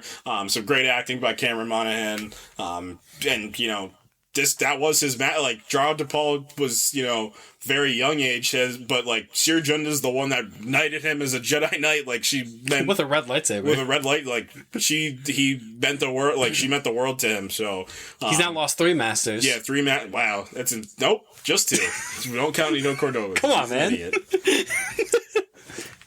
He sent us on our path. No. So yeah, it's like betrayal and you lose your master. Like, how do you even keep going after that? Revenge. Yeah. So. Dun, dun, dun, Yeah. dun, dun, dun, So Cal's starting to embrace the dark side a little bit more. He's letting the hate flow through you. So. They do you could do the bounty hunting crap at any point you want to. So, yeah. That's all side questy stuff. Yeah. New plan. Go to Tanalorr. That's the new plan. That's all you gotta do. Because that's where Bode's going. Right. So, get the Forester Rays aligned. First, I mean, honestly, the first thing is we're not even doing that. We're going to follow Bode to where he is, and we're just going to kill him. Oh, yeah. So, they go to the... ISB. The ISB's a thing. Good job, ISB. And then we learn Bode's backstory. So a little bit, yeah. You find out that Bode was a Jedi before, and that Order 66 happened, and you know he was off planet. He was off planet. He because fled. he was a spy essentially for the Jedi Council, right? Which is kind of cool. It gives him more credibility to being like this jetpack wearing, you know, Jedi. Where he's like a mix of kind of like this street brawler and this like capable hand-to-hand fighter, but also a Jedi. Yeah. Which is cool. Right. Yeah, we get to the ISB and Cal kind of confronts him, and we find out that Bode was in on it from the beginning. Like he was always working with the Empire to basically secure safety for his kid. Yeah. For his daughter. Right. So I guess what happens is Jedi Order, you know, Order 66 happens, he survives, he meets a woman, they fall in love, they have a kid, kid grows up a little bit, Bode's still there, Bode's like, you know what, the Inquisitors come after him, but he was away, so they kill his wife, and they were just like, and he's just like, I'm not going to be able to keep Kata alive this whole time, so he gives himself forward, he's just like, you know what, I'll work for you guys, I'll infiltrate whatever. Yeah, and we get this nice little, you know, they don't hit on it much, but they hit on this kind of like Empire infighting between like the bureaucrats and like the Force users, the Inquisitors and Vader's team. Yeah. They're like the Inquisitors suck. They're like a relic of a bygone era. Like we don't need them. Yeah, look what we've done. Like we just needed guidance from we haven't done anything with like, you know, the Emperor wielding a lightsaber. We've done everything through force and power. Yeah. So that's basically the exchange is Bode makes a deal with the Empire, like the bureaucrats, in exchange to keep them hidden from Darth Vader and the Inquisitors. Yeah, but then Bode's plan shifts when he finds out, like, he's just like, you know, I was gonna portray Cal when I needed to, but I just found this, so, you know what, Cal, I'm gonna give you a chance to be like, you know what, I'm not this horrible monster, I'm just a guy that just wants the best for his kid, like, let's go to Tanalorr, but this is last chance. Do not bring the hidden path here. Like, they're just gonna lead the Empire right to us. Yeah, well, everyone's dead. Yeah, everyone's dead, and who knows who's like me? Like, you could get a mole there to bring to the hidden path, and guess what? The Empire is gonna be right back there. So, it is a good comp villain to having Dagan Gera there and Bode, because it's like, what Dagan had to go through, Bode's like, this is gonna happen again if you do this. So, Cal's like, but what about the greater good? And he's just like, forget about the greater good. Look at my daughter. So yeah, they get away, and, you know, Cal's reeling because, you know, he just lost his master. Well, also in the process of this escape, Cal gets the ghost stance. Yeah, so... the dark side. Yeah, Cal's starting to embrace the dark side more and more, and, you know, like you said, he gets this pseudo ghost stance where like he goes into like this rage and just like you're amplifies just, your force powers. Yeah, you're just one-shotting enemies in there. It's awesome. It's great. Good stuff. Real good stuff. And then we get into the final stretch of the game where you follow Bode to Tanalorr. Yep. You realign the force arrays. You get Z. You find the alternate path to Tanalorr. Right. They're like, what are we gonna do? Bode has the thing, and Z's like, there's another way. Or Cal's like, there's another way. And then he goes to Z, and she's like, yes, my master, Centauri Kree, built another route. Mm-hmm. And he's like, that's convenient. Yep. So then you're on your path to Tanalorr. You're like, Grease, like, how do you freaking get here? My navigation's off. Cal's like, do you trust me? He's like, go. He said, go into hyperspeed. He's just like, do you want to blow this ship up? We're not going to do it. Use the force, Luke. So yeah. Nope. He puts the visor up. Yep. He feels it through the force. Mm-hmm. Launches the ship into hyperspace. And it works. And there's also the through line of like Cal being like, he wants to kill Bode, and Marin's like, don't. Yeah. Don't do it. Yep. He's like, but I wanna. I've killed everybody in this game. Why can't I kill this guy? He's not even that important. So yeah, they get to Tanalorr. Tanalorr's this beautiful. It's this. What do they say in Thor: Love and Thunder? He says it's this beautiful oasis. It's this beautiful place. And yeah, it's on. So they run into Kata first. They hear Kata singing, and then you're just like, "Hey, I'm gonna go kill your dad." So creepy child singing. I don't like it. Yeah, so I'm gonna go kill your dad. So I'll be back in a little bit. So Bode turns around. He's like, "How'd you get here? How'd you figure it out?" I found the alternate path. You idiot. Now let's fight. It's on. Bode is stupid powerful. Like, it's crazy. Like, it's just him being coupled with being like, having how like the bounty hunter Mandalorian traits mixed with, all his. It just feels like I don't know if this is a gripe, but like all his force powers feel like they're on 100. So I don't know if that's just him accepting the dark side into him, but I feel like he had done that before. Like, he's just like insanely powerful at this point. So yeah. Yeah, you fight him. It's the final boss. Yeah. Yeah. Big final boss fight. Right. So you're fighting him. It's on. You're doing your thing. You best him. So right before, it's about halfway through the fight, and Bo's got you dead to right. He's just laying punch after punch on you. This is it. And, it gets to the screen and it says, embrace the darkness. And then Cal goes like full darkness, embracing everything, and then he's literally just holding he's holding Bode. He cracks his guns in his hand, like, it's insane. So you're back. You deal with Bode. You're like, this is Bode. I give you 8 last chance. This is your last chance, buddy. What are we doing? And then Bode asks him a really serious question, like, are you gonna keep my daughter safe? Like, are you gonna let her? You know the Empire's gonna get here sooner rather than later. Like. And Cal doesn't answer him. He doesn't say anything back to him. And then guess what Cal does? He just gives him 2 bullets. The second one was personal. That was for Cordova. God, Cordova. What an L. Yeah, and that's Bode's dead. And Kata had to watch, and I think that's super important. I think that is very important. So, you take Kata with you. You go back to Kobo and you give Cordova, Seer, and Bode get a funeral.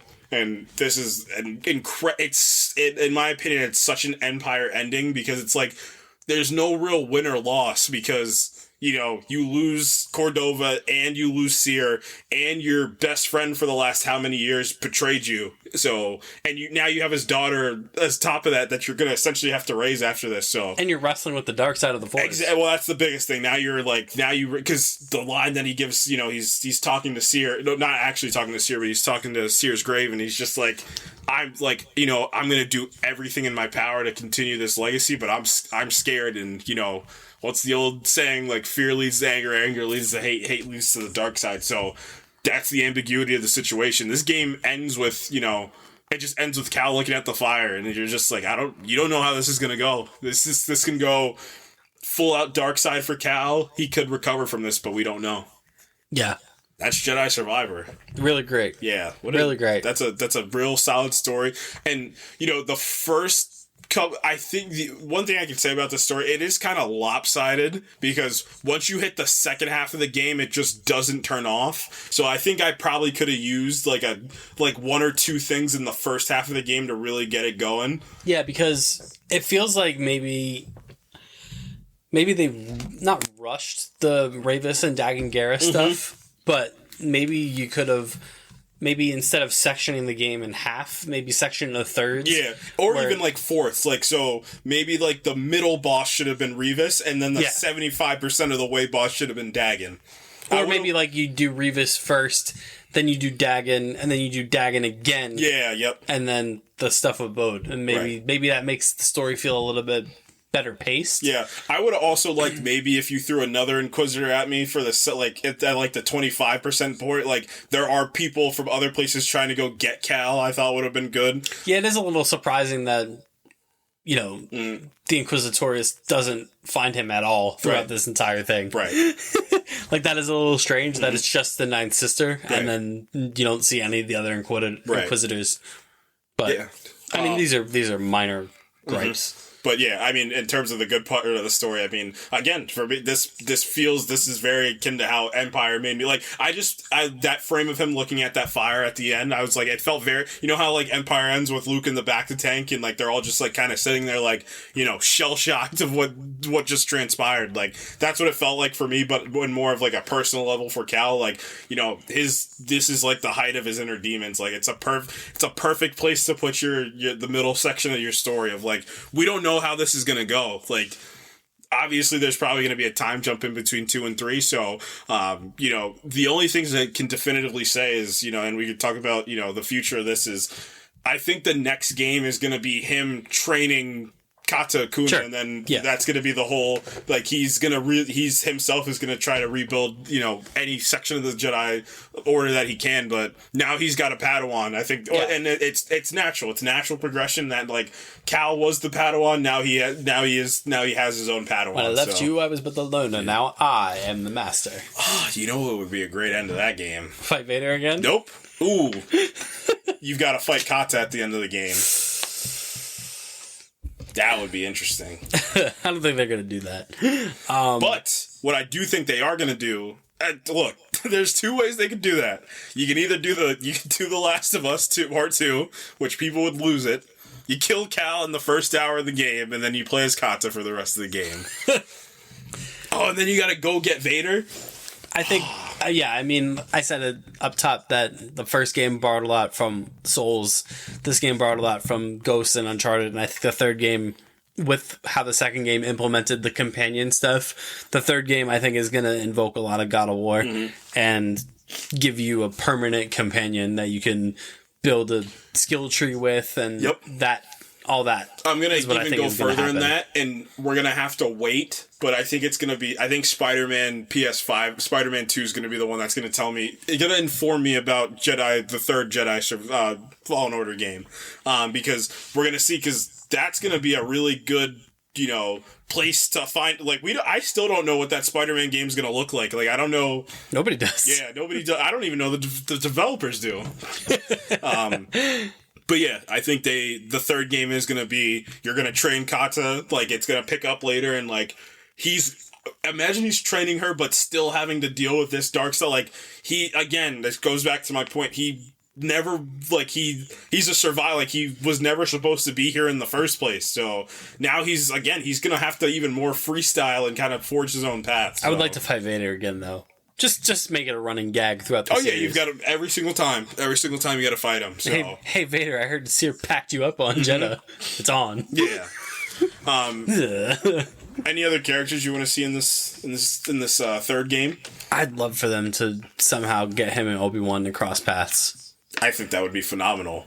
I think that would be great, and I think that would also, how Cal could inform how Ben Kenobi is in episode 4. I think that would be pretty interesting, that Cal Kestis kind of not influenced, but like, how your life changes when you meet different people, like how Obi-Wan changes a little bit, because the way Cal's operating is very against everything that Obi-Wan had been doing. And also, even to go further, guess what just happened to Obi-Wan? He lost his Padawan based off that too. So I would be interesting that like somebody that's further and teetering the line, like Obi-Wan's like, man, like you gotta calm down. Like you can't just kill all these people and just like anybody you face, like that's how you're gonna lead into the dark side. I would also maybe like a Lando Calrissian. That would be fun. That'd be kind of fun. Yeah, Lando would be cool. Who else do you got? I mean, maybe just the formation of the rebellion, like, you know, maybe a Tarkin in there, you know, you throw Tarkin in there, maybe a Leia if you want to go down that path, but I think the Obi-Wan one would be perfect. Like, you meet, I don't think Ewan McGregor would say no. Even if it's not Ewan McGregor, you can get the guy from the first game. Yeah, well, from Clone Wars. Right. Yep. You could also do that. Trying to think who else. I think it would just be funny because of the whole, like, the security droids being enemies. If you fight one of them and it ends up being K2SO. That would be kind of funny. From Rogue One. That would be kind of funny. I think that would be kind of cool. I mean, conversely, Cassian Andor would be an interesting pick in there. And then... Where's Bix? Yes. Where's Bix? Yes, Cal Kestis. And then I'll flip it, and then to think about it this way, where you think that if for live act, the train's running too fast not to get this guy in live action. So where do you think he could pop up? I think you're right. I think Andor could be an interesting home for him, as far as him being kind of this underground Jedi, kind of. It would be a good Jedi because you can't put this like fantastical ass Jedi in Andor, but I feel like Cal's like even like, you know, personality wise is the perfect one to fit into Andor. And then I mean my big one is I would not be surprised if Cal found his like an older version of Cal Kestis found his way into that whatever this Dave Filoni thing is, or even in the Ahsoka show. I wouldn't be surprised. So. Yeah, I think Andor is a good spot for him because you think about the stuff he's working undermining the Empire, kind of trying to topple the Empire, and like, you know, I think it would be interesting. It would also be interesting if you don't see him like do any Jedi stuff in Andor, if he's more kind of like run and gun in it, you know, and kind of operates that way. And kind of, like you said, kind of fits more the tone of Andor. Right. Like, and he's not doing, like, Jedi stuff. Maybe he does, like, one little Jedi bit, and then Andor's like, whoa. Yeah. So I think Andor's could be a good spot for him. I agree. I think that would be pretty cool. I don't think they're going to... all these people that are, like, giving him a show, just play the game. Yeah. I think that's his show, is the game. So yeah. But yeah, I do think there's places to put him. It's just where you put him. So he just felt like correct when he was those little bits they were doing with Mark Hamill. I was like, this guy would be perfect in live action. So yeah, I agree. That's Jedi Survivor. Yeah, it's really good. I so really enjoyed fun. it. It's like addictive to play this game. It's so fun to play this game. So, that's it. Man, what a game! Should we give out some awards? Sure. You don't have to dive into everything, but considering, I mean, we can start with the best NPC because that award started with video games. Right. So, yep, battle droids, they're great. It's incredible. If you guys just want to have a laugh, just go on YouTube and look up Jedi Survivor Battle Droid compilation. It's incredible.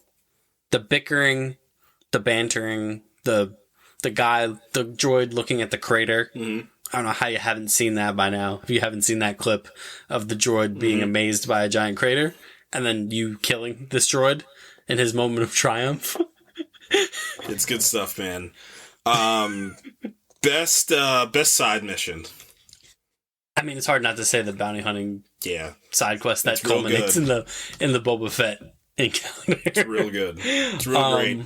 And would it have like a good payoff instead of me getting like, you know, well, obviously you do get something for it. What do you get? A perk? Like you get a perk for completing everything, but like you get one of the best cameo. You get the best cameo in this game by far, which is awesome.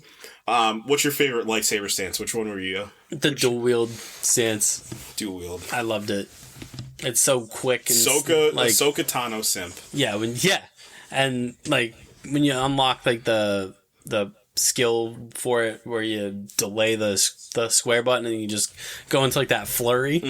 It's so sick. I'm glad that they saved it for this game. As disappointing as it was not being able to use it in the first game, they made up for it in spades in the second game. So I love that cross guard, man. I don't know. I really grew akin to it. I kind of mastered how to use it, and it's just. I ended up using the blaster mixed with the cross guard. Was for the longest time. Actually, what am I saying? My first the playthrough through the actual game, I was using the double bladed lightsaber mixed with the cross guard because it was perfect. So what I would do is like you're in a crowd that has a bigger enemy, you take out all the smaller enemies with the crowd control, the double saber, and then once you get down to that last guy that's really really powerful, then you cross over to the cross guard. And again, I love the conceit behind it of being like this huge broadsword, this huge old English broadsword that you pull out and that just can take off a massive amount of damage to any enemy. So yeah. Best boss fight. Rick the Door Technician. Yeah. Get ready to die. Just another great, brilliant deployment by the developers. Oh, they're so that I will give you that too. They're super self-aware. They just throw little Easter eggs in the game. Did you get to that Wampa painting thing? Hilarious. Yeah. For those of you who don't know, the Rick the Door Technician thing is based off the Adam Driver SNL sketch where he was, I think, Matt the Radar Technician. Yep. And it's such a smart encounter. Like the boss bar pops up. It says Rick the Door Technician. He's got a big boss bar. He charges across like the world's longest hallway. Yeah. And then you just one shot him. Yeah. And then it gives you the same animation like Rick the Door Technician boss defeated. I'm like, this is great. Like I love when developers do stuff like that. But on a more serious note, man, there's so many. The Vader boss fight with Seer is super sick. I think I liked the Rancor fight as one of the best, just because of I wasn't expecting it. I'm fighting a whole Rancor. And then they made the Rancor an actual Rancor, not it's just one shot. If it catches you, you're dead. If it gives you one swipe, that's 75 to 80% of your meter gone. It's just you can't miss. You can't miss. So I'm probably gonna pick the second Dagon Gera fight because it kind of ignited the rest of the game, and then it's just you killed it. You put this guy down, but it's just when it switches in, and then a cool character design too. Cool character design. How in tune he is with his powers. Again, to your point, the High Republic was the High Republic for a reason. So all these Jedi were the best versions of any Jedi. They had way more force and powers unlocked. It felt like so. That's a real good one right there. What is your favorite? Who's the most underrated character in this game?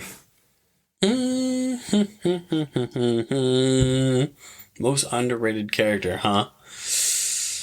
I'm gonna say Centauri Kree. Centauri Kree. Yeah. I'm gonna use your same logic, but it's Z. Okay. Alright, so who's the best droid in this game? The battle droids? The battle droids. The B-1 battle droids? It's real good. No, but seriously, BD-1 is unassailable, right? Yeah, he's the GOAT.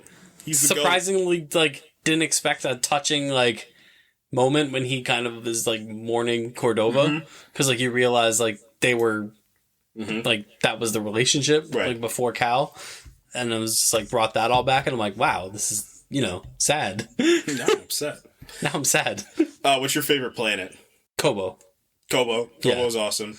Yeah. Just the amount of stuff to do there. How different the environments are. Yeah. So much to see, so much to do. I still haven't seen the whole thing. Yeah. So yeah, Kobo was tremendous. I'm gonna say. The cool, I'm gonna say Coruscant because my crazy hope that'll never happen is in the third game they make Coruscant how Kobo was, so you literally could just walk the entire planet of Coruscant, but I don't think they could do that in the third game where Coruscant's gone. You could do that maybe in a High Republic or an Old Republic game, but I don't think you could do that now, but... Yeah, especially considering it's totally occupied by the Empire. Right, exactly. But yeah, I'll agree. Sometimes these are simple and it's Kobo, just because you're just not expecting it when you get to Kobo at first. first, but then you start exploring Koboh and you're like, there's like I said, there's secret Jedi temples in there. There's like bases in there. You got the cantina. Like, there's just so much stuff on Koboh. So what is, and then we can go into the real categories. What's the best cameo? Boba Fett. It's not hard. it's super cool. Honorable mention to the pit droids. Yeah, pit droids are cool. Best source material callback.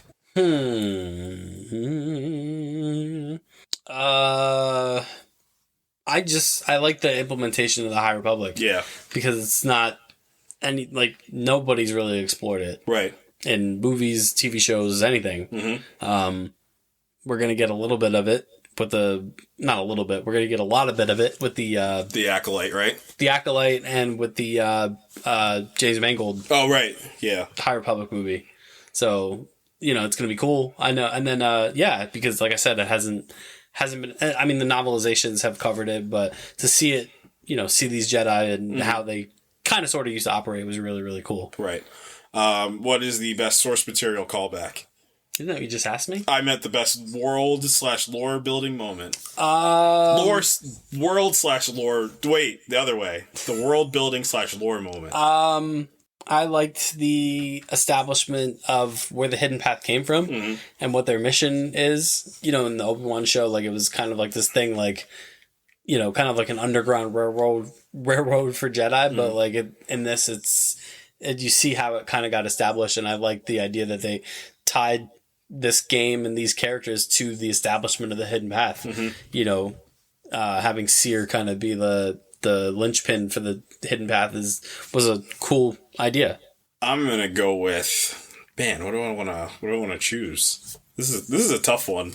The continuation of the Trade Federation by way of the droids. No, there are two of them. Man, this is actually kind of a tough one. Is it? I mean, I guess it's just Cal being the most infamous person in the entire world, kind of, or in the entire galaxy, is kind of cool. Yeah, that I mean, like I said, he's kind of the Jedi right now, isn't he? He's the main one that all the Inquisitors are after. He just can't lose to these Inquisitors at any point. You send an Inquisitor after Cal Kestis, they get sent back in a body bag. They just can't survive this guy. So yeah, I think it's we'll label him the infamous Cal Kestis is my favorite thing about that. Favorite performance? I'm probably just gonna say Cameron Moynihan. Yeah, sometimes these things are easy. Sometimes they're easy. Most emotional moment? The death of Vino Cordova? Nope. Incorrect. I actually veto an opinion on this one, so nope. Not a chance.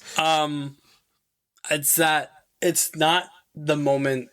It's the moment that Cal and Marin have after, in the cave? Well, after he kind of has this revelation about his potential turn to the dark side, and she's like, she's just matter of fact about it, like how she always is. Like, you're not going to do that around me. I like how they handled Marin in this game. She feels so much more mature than the last time, and like, and I mean, it's this whole survivors thing, but like, Marin's like, me and you are the same person. Like, all our order was killed off. Like, we have these powers. Like, little bit of the great power, like we have a duty to do these things. But I also love how she kind of flips out on him by saying, like, we thought this is the thing that bonded us, but there's so many other people like us. Mm-hmm. You know, I really love that. And I love that moment that she has with Kata at the end when it's a great scene, yeah. Yeah, when Kata's like, I think what happened to my mom, like, changed my dad. But it also changed me. And Marin's like, that's okay. Mm-hmm. But you don't have to turn out like he did. Mm-hmm. And I think it's a great moment and a great kind of nudge again, and where the next game is going to go with that kind of found family of Cal and Marin and Kata and Grease. Uncle Grease. Yeah. Best heat check performance? There's just one answer, and that's simply Seer Junda not immediately dying while facing Darth Vader. I even love how, like, in the Obi-Wan show, which sister was that? Reva? Yeah, Reva. Whatever sister she was. Third sister. Even she just didn't stand any remote chance against Darth Vader. Like, Seer was putting up the greatest performance of her life, man. But realistically, the greatest heat check is Rick the Door Technician. Yeah, yep. Yeah. Ready to die. All right. And then favorite moment. Favorite moment.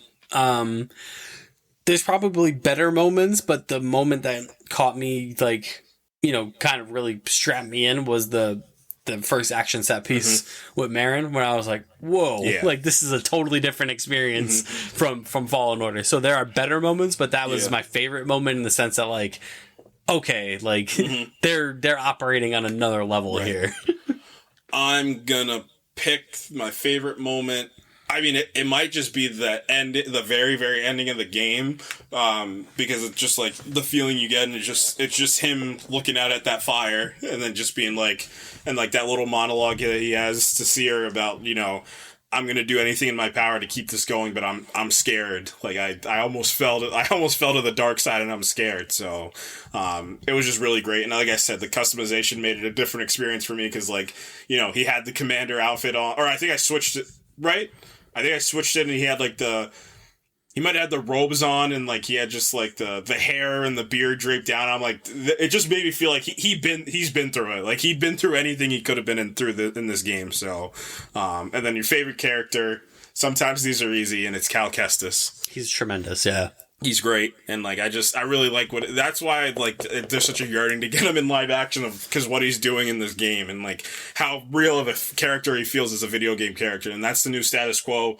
I mean, it was the status quo that the video game community was yelling that it was, and now in this, like, you know, in the 2020s, it's now become like the staple of now story mode games are the thing. Like, I feel like we're about to have, like, this is the wave, like, you know, anybody that can make these story mode games do it. Like that's what people want to play now. It seems like they can really connect with these characters.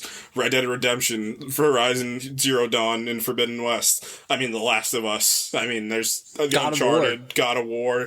Like, they're not just these games where like you pick up and then you're just punching enemies. No, it's actual emotional human or humanoid stories that have like weight and stakes and like can affect you as a person. So yeah, and I think you know, obviously, since it's a game, one of the categories we can add is best gameplay mechanic. I'm gonna say, man, is it parrying? I don't know. Like, I just like, it's very satisfying when you get a good parry off. Yeah. I mean, just the skill tree itself is so like, just the expansiveness of the skill tree, like, man, they really put a lot of thought, and there's so many different moves. Like, there's 5 different variations, and each one has like 10 different sets of moves you can do. So yeah, I love the combo, not the combo enders, but the finishing. Yeah, the finishers. The finishers are nuts in this game. So many different finishers. Each like villain type gets a different type of finisher. It's awesome. Each stance has its own sets of finishers. You have tandem finishers with your companions when you have them. That's cool. And then, I mean, just an overarching kind of mechanic, just the implementation of the stance in general. Right. Like I said, borrowed elements from Ghost of Tsushima, but made it its own. And now you have to be, and what's cool about it too, and what makes it different from Ghost of Tsushima is like, Ghost of Tsushima is like, this enemy needs this type. Rock, paper, scissors. And you have all 4 of them once you unlock all 4. This one is like, you gotta pick, and then you gotta live with the consequences of using whichever 2 stances that you get. So. Yeah, and then if you die, you know, you started a meditation point, maybe you want to adjust what your stances are, like how you want to fight. Right. It's cool. You have perks in this game, which is really awesome. Perks are now, you have the marksman perk, you have the gambler perk is really awesome and you can put the gambler perk mixed with the forget what the other one's called, but it's both experience you get, and you can stack them on top of each other, and now it's like if you kill enemies, it's like the amount of XP you get back, and then the more XP you get, the more skill points you get to add to your skill tree. So and then, I mean, last one that I'll just throw in there is the best time waster. I spent just a stupid amount of time just making the lightsaber. Like, you can really make your own lightsaber. Like, it's insane. Yeah. You have, like, Beskar. You have like alien metals. Like, you have just like rubbers, woods. You get, like, it's insane. Yeah, that's super cool. Just the amount of time I spent in the customization screen, Yeah. just changing hairstyles, changing facial hair, Yep. changing gear, changing shirts, colors. Yeah, if you pre-order the game, you can be Luke Skywalker, and then you can get his lightsaber. You can beat Han Solo. You can get his blaster. It's awesome. You beat Cage Vanda. You get her blaster. You can find Ito Cordova's lightsaber. You can find Centauri Kryze. You can find Seer Jenda's. You still have Jar Jar Paul's lightsaber is what you start off with, and then you they have their lightsabers, and then Luke's, and then you have Luke / Anakin's, and then you get into there's lightsaber builds that you can just have the whole lightsaber, like you have the Edgehawk, you have the Duelist, and then you can split them off and have, instead of what was in Fallen Order, 3 pieces? Yeah. Now it's 7? Something like that. Or 8 pieces that you need to put together? It's awesome. Yeah. And, down the pipeline for Star Wars, I never thought that Fallen Order would be putting the heat on a Knights of the Old Republic remake, but Yeah. the Knights of the Old Republic remake is gonna have to be with something. Yeah. It's gonna have to be something. I think it's just gonna borrow. You know what I was thinking about, and then this will be the last. What about Star Wars Eclipse? Remember when that trailer? Because I might be confused. Wasn't the sell of Star Wars Eclipse GTA 5 but Star Wars? It's gonna be semi open world with decision based mechanics involved. And you can pick what type of I think the assumption was you could either be a Jedi or a Mandalorian or you can be a litany of different things, and then that game's not going to come out until 2030. I think they announced that game to get people in, and then I think they realized that we're not ready yet. This game is not going to be something for we might not get that till the PS6. I don't know. And I mean, Knights of the Old Republic is regarded as the greatest Star Wars games ever made. So are the cinematics good or is the game great? It's these questions. Yeah, I mean that's another thing. The story of Knights of the Old Republic is tremendous. Talk about all-time plot twists. Yeah. The Revan twist in Knights of the Republic. So yeah, I didn't think that this Jedi series was gonna put heat on the Knights of the Republic remake, but 2 games in, you're again, Fallen Order feels very New Hope, New Hero's Journey. This one feels very Empire, and the ambiguity of the ending, and you got the crap beaten out of you a little bit, both physically and more importantly emotionally, and you're kind of confused as to where you are. This third game, I think the best thing about this third game is now they have options. They didn't write themselves into a corner of this needs to be the thing. The only thing they need to pay off, in my opinion, is just training Kata and making her essentially Atreus from God of War. Yeah. So yeah. You just make her your Padawan, and then you can pick whatever type of story you want to pick for this third one. So this trilogy might be incredible. The thing that pains me is we might not get this game for 4 years. Yeah. It's very, very disheartening. Yeah. Yeah, it's definitely rough. But yeah, all in all, it was great. Nothing but good things to say. Obviously, performance issues aside, some story things, but all in all, I mean, this just continues a run of just sensational single player experiences that I've had in the past 3 years. So, and that's not going to stop anytime soon. Nope. I'm hoping within the next week or so we get PlayStation's big showcase. I think they're gonna have to get, the people are gonna ride if we don't get the Spider-Man 2 trailer soon. So yeah, I think and it's what are we June, July, August, September. We're 5 months, right? Or 4 months? 4 months, yeah. Away from Spider-Man. I just think there's a reason they haven't shown us anything, because I think they're going to do something groundbreaking with the fact that you can play as both Miles and Peter. So yeah, wonder if it's going to be a situation, if you pick one, the story's going to change. Yeah, there's so many different things that we're waiting and seeing. We haven't seen anything other than that teaser trailer. That's it. Which is nuts. But less is more sometimes. They have if you thought Jedi Survivor had something Spider-Man 2 might have the biggest you need to live up to the expectation or else in recent gaming history that I can think of. I think The Last of Us Part 2 probably also had that, but Last of Us Part 2, Final Fantasy VII Remake came with just incredible amount of expectations. And this, and Spider-Man 2, definitely, I would say over the last, probably 5 5 to 10 years came with the most expectation and of what is going to be delivered. Right. So but I can successfully say that Jedi Survivor did live up to the second game easily, and then surpassed it. It's one of the best game sequels, that I can remember. Uncharted 2, God of War 3 come to mind. Ragnarok. Red Dead Redemption 2. Red Dead Redemption 2 for sure. I would put Horizon Forbidden West up there. It's a tremendous sequel. Great gaming sequels just take what the first one did and build upon it. And this one, Respawn did that. We got the poncho. We got the poncho. There was a poncho. Cameron Moynihan can die happy. Yeah. He got his poncho. What about the poncho? Forget about the poncho, Cameron. Don't forget about Eno Cordova, though. Yeah. God. What a waste. What a joke. What a joke. Eno Cordova. What a joke. I think Mace Windu would have hated Eno Cordova. Not would have. They definitely knew each other, right? Yeah. I just love... See, this is my favorite thing about Star Wars and, when new lore gets added. And just my mind goes to, how these other people that we've seen, would think about these... I know Evo Cordova is, the black sheep of the Jedi Order. He was on the council, but at what cost? They're like, ugh. Everybody stop talking. Eno's in the room. My friend. Yeah, you're not... We're not all your friends, man. Where's your lightsaber? Oh, I left it on Zepho. When I was looking for the Zephonians. Is he making that up?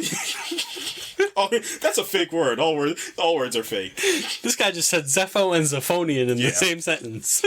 Get him out of here. Yeah, this guy sucks. Eno Cordova. Can we send... Actually, they exiled him to Zepho, but they told him you're going on a cool mission. He trained under Master Yaddle? Did I understand that right? Oh, from the freaking lore that they give us? Yeah. That'd be funny. Yeah. I believe he talked about it. Yeah, we'll allow it. All right, we're done here. I can't believe he was alive. He opened that door, and I was like, what? What do you mean you're alive? Why couldn't you do any of the crap? You couldn't Seer was going through the darkest time in her life, and you couldn't reach out? You suck, man. You were a hologram? You're a bro. A voice note? BD probably thinks you're dead. You suck, man. You're a negligent... Yeah, he left that, touching... Yeah. Voice note to BD1 at the end of the last game. As if he just wasn't actively alive. Eno Cordova, bad guy. bad dad. Bad dad list. Put Eno Cordova at the top. He's a negligent dad to BD1. He sucks as a master. Seer immediately portrayed Trilla and went to the dark side in the other one. Ah, man. Eno Cordova can't do anything right. Next week, Eno Cordova podcast. Yeah. We're going to have him on. Yeah. We're getting him in here. My friend. My friends. I'm not your friend, Eno. All right. We gotta go. We gotta go, man. Follow us on Twitter. At ProjectINF_pod. Follow us on Facebook. You can find the podcast on Apple, Spotify, all your favorite podcast platforms. Yep. Find it on Zepho. Find us on Zepho with the Zephonians. Remember, did you fight the Jotaz? The Jotaz returned? Somehow the Jotaz returned? Yeah, yep. Did you fall into the cave where you had to fight the Wampa, Yeah. Yeah, it was like the Wampa, what's the other one called? I forget. Something with a G. Yeah. Well, it's like the three of them are all in the cave, and I'm like, well, man. Somehow the Jotaz returned. Yeah. Yeah, I just love, the pop-up boss battles that you had to do. That was such a great addition. Yeah. There's so many great additions in this freaking game. It's awesome. Follow us on Instagram. At the Project Infinite Pod. Next week, I've been waiting, baby. Fast X is coming out. And we're going to have to review it. Yeah, we are. It's one of the pillars of the podcast. It is one of the pillars. I think we got 13 weeks in with Fast and Furious references every week. We've been building to this. Yeah. You knew this was coming, Pete. I feel like we quote the Raimi Spider-Man trilogy just once a week. Yeah, so it's going to be a fun episode. Oh my gosh. I feel like our best episodes comes from the movies that we don't take seriously. There's Morbius, Matrix Resurrections, those there are the is best absolutely ones. nothing. Thor Love and Thunder. I'm kidding. Yeesh. There is absolutely nothing about this movie to take seriously. Yeah, I can't. That's the best part. Yep. See, you can't rate all these movies the same because some of them. Oh, I'm not going into this. Next week, I don't want to hear a category. I don't want to hear a best shot. Oh yeah. What I'm probably gonna have to put the most time and effort into making new categories for next week. I don't want to hear any of that next week. This actually might be the hardest episode I've ever had to do. I don't care. I don't care about the best musical moment unless Ja Rule's involved. I don't care. I don't care. What if Ludacris makes a track for this movie? He has to. He hasn't done one in 10 movies. Yeah. He has to do one. I can't wait. Yeah. So that's it. We're gonna talk about Fast 10 next week. Part of a trilogy? Question mark. What is he cooking? The Fast 10 trilogy? Question mark. Trilogy. What a nut. He's an insane man. Jason, he's an insane man. Oh my god. Do you understand how insane it is that, like, they fought these, like, the Brazilian underground, and, like, Jason Momoa is just their American son, and what? Vin Diesel and his brother John Cena are in this movie. And, like, that's another. You know what? We'll save it all for next week. I can't wait. Now I didn't think we were gonna have a lot. This might be the most intensive one we've ever done. Oh, it's gonna be great. This is gonna be the best podcast ever next week. I can't. The only podcast that can go from Dune, the likes of Dune, to Fast 10 without a. I can't wait. Without I can't wait. second loss. Oh, it's gonna be just amazing. All right, we're gonna get out of here. Yeah. From me, from the Eno Cordova. No. I will not have it. Nope. My friend. My friend. We need to find the Zepho. Why? Yeah. I wish he, like, went back to the council and they were just like, what have you been doing? And, like, Mace Windu's like, what have you been doing? I need to find the Zepho. We told you to go guard the planet, you idiot. We didn't tell you to find it. Also, Zepho. you do that whole thing. You do the thing with the Zepho. You get the holocron, and then Cal just destroys the holocron at the end. Yeah, because he's pissed off at Eno Cordova. From the Cal Kestis of the podcast. I'll take it. Oh, I'm slipping to the dark side. Uh-oh. My friend. My friend. God. I can't believe he made us do more. I can't believe puzzles. It was in the game. I was like, I know that ain't who I think it is. Then he just tried to talk to Bode. Yeah. My friend, you don't want to do this. You don't want to do this. But I need to ignite the plot, so you're getting 2 to the stomach, buddy. Oh, man. All right, guys. We'll see you next week for Fast and Furious. It's going to be a good time. Until then, goodbye. Family. My friend. Oh, God.